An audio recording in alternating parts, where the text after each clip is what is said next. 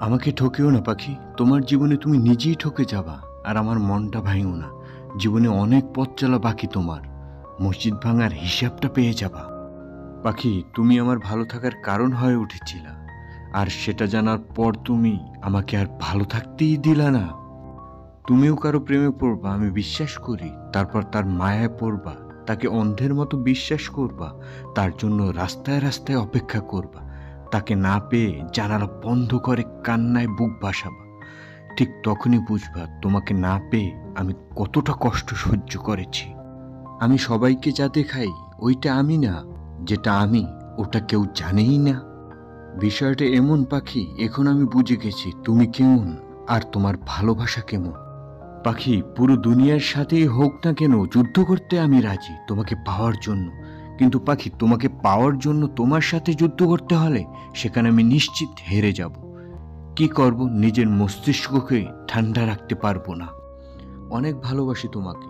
দেখো, তুমি যদি আমার নাও হও, তোমার স্মৃতিতে চোখের পানি ফেলতেও রাজি, তাও অন্য কারোর সাথে হাসতে রাজি না।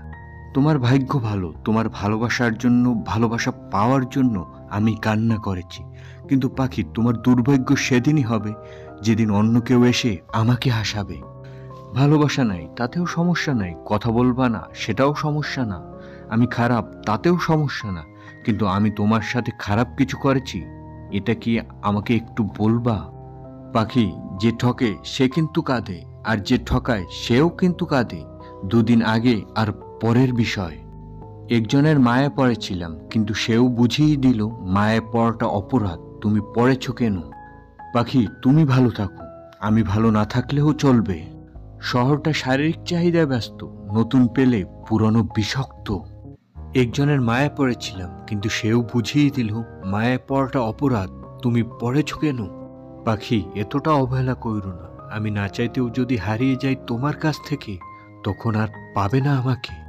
আমি সত্যি বলতেছি পাখি, আমার মতো ধৈর্য নিয়ে তোমাকে কেউ আগলে রাখতে পারবে না, আর ভালোবাসতেও পারবে না।